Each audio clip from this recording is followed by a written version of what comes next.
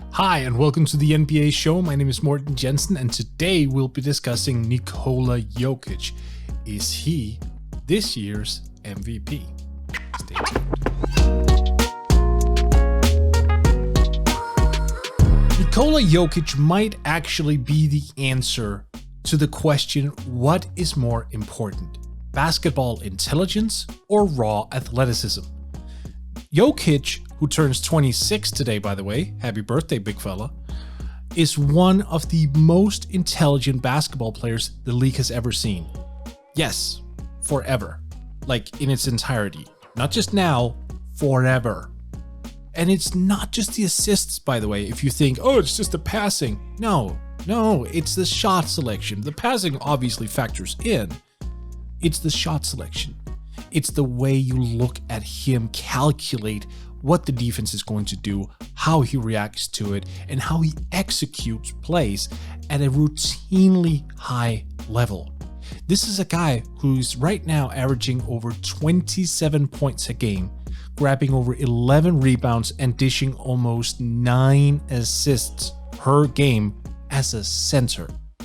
He is he a center, actually? Let's just stay with that theme. He brings the ball up. He initiates the offense. He gets guys going. He's a point guard, right? Like, by definition, he's a point guard who just happens to also play center. Again, positions are dumb and weird and makes no sense. For Jokic, he is very reminiscent in some ways to Paul Pierce. And I know the most obvious connection here is usually Larry Bird because, hey, it's a white guy who is big, who can rebound and pass. There's your comparison, right? No. Paul Pierce is actually a pretty decent comparison to Jokic when you look at how he uses his body. Pierce, who came into the league in 1998 as the 10th overall pick, was not athletically driven. He was not Vince Carter. He was not a Michael Jordan type. He was a guy who had to rely on footwork, on smarts, on the mid-range game, on post-ups. Basically, he had to be effective in half-court situations. Jokic, he's very much the same. Only with the slight twist that Jokic can also play in transition. Not necessarily as a scorer, but as the passer. He can grab a rebound off the defensive glass and then throw a touchdown pass 80 feet down the road, I was about to say, down the court, obviously, to a streaking Jamal Murray, to a streaking Michael Porter Jr., to a streaking Will Barton. Well, that's fast break basketball. Jokic might not be the guy who finished the play, but he starts it. That counts. That's a transition player. That's a transition opportunity that's created entirely by him. For Jokic, however, when it comes to scoring, this is his bread and butter. That is when he slows the game down by himself. He gets near the basket. He makes decisions off the catch. Right now, Jokic is shooting over 57% from the field, and he's hitting over 40% from downtown. That, to me, proves that his shot selection, again, is vastly superior to most players, especially centers. He understands when he has the size advantage. He understands when he has a player on him who just can't figure him out. Rudy Gobert, who might actually be this year's Defensive Player of the Year, routinely struggles with Jokic. He, for some reason, just cannot figure him out. And he's not the only one. That list of centers is growing. Jokic is becoming unguardable. Not just for the passing, but for the fact that he can score around the basket. He's got legitimate post moves. He's got great footwork. He understands how to use the glass, a little bit a la Tim Duncan. He's the whole package. Yeah, sure, he's not flashy. He doesnn't have a 40-inch vertical. He won't drop the hammer on you like it's crazy. No, Jokic doesn't need to be this athletic force. He doesn't need to be a guy who skies high over everything to be effective. He can be a below-the-rim player just fine. Again, reminiscent of Paul Pierce, and even to some extent Dirk Nowitzki if we have to throw a white guy in there.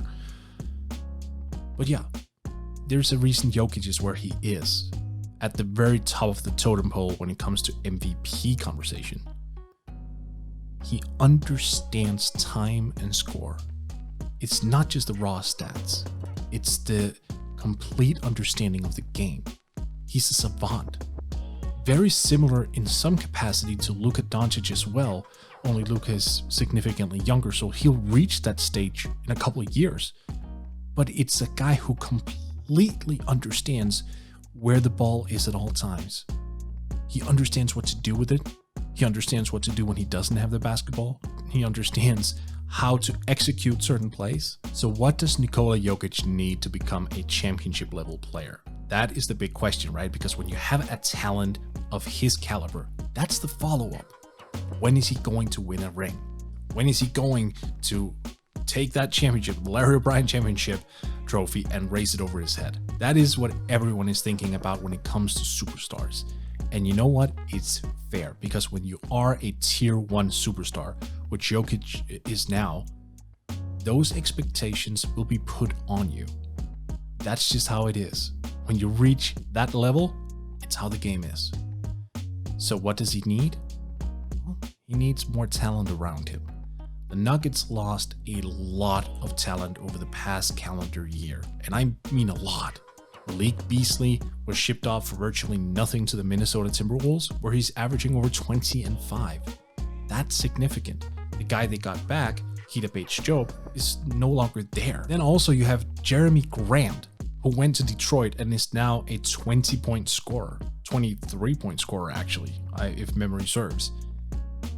That's also a major loss.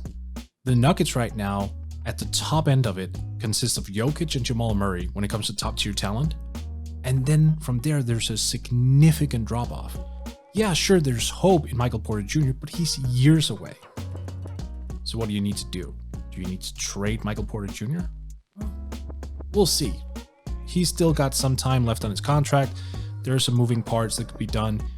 Let's not get ahead of ourselves. But the fact still remains, Jokic, given that he's now 26 and in the prime of his career, and being as productive as he is, you need to build around him right now. Jokic can be a free agent in the year 2023.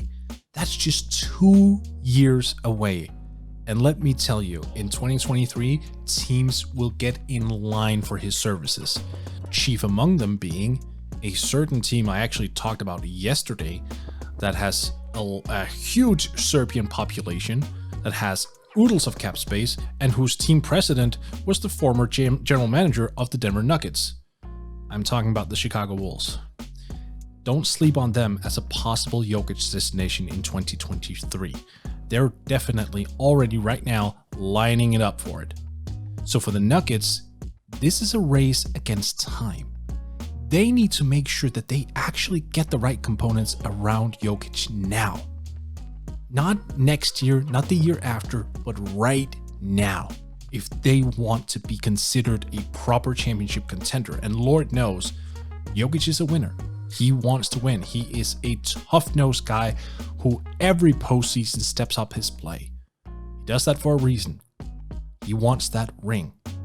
Great players do. So now the ball is in Denver's court. You have arguably the best player in the NBA this season, one of the best talents you can ever find, undoubtedly the best passing and playmaking big man in the history of the NBA, in the history of basketball. Yes, even Arvydas Sabonis. I'll go to war with you if you think otherwise. So they need to capitalize.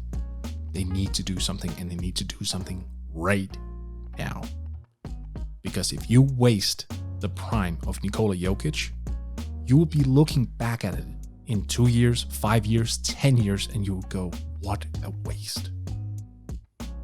So for Jokic, it's thumbs up for the production, it's thumbs up for the execution, it's thumbs up for the MVP chances.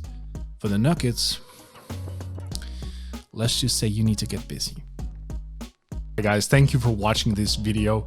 Since you're all hoops fans, I was hoping that I could interest you in a basketball webinar that I conducted with former NBA video coordinator Mo Dakhil, who spent a lot of time with both the Los Angeles Clippers and the San Antonio Spurs, not to mention the Australian national team's basketball team. So if you're interested in listening to what Mo has to say, you should sign up for the webinar that's going to be live on February the 25th at 3 p.m. Eastern Standard Time. I'll hit the link here in the description. Sign up, share with your friends. I would greatly appreciate it. Plus, Mo gave me a tremendous amount of insights that I think you would really, really enjoy. So thank you. I hope to see you on the 25th. Take care.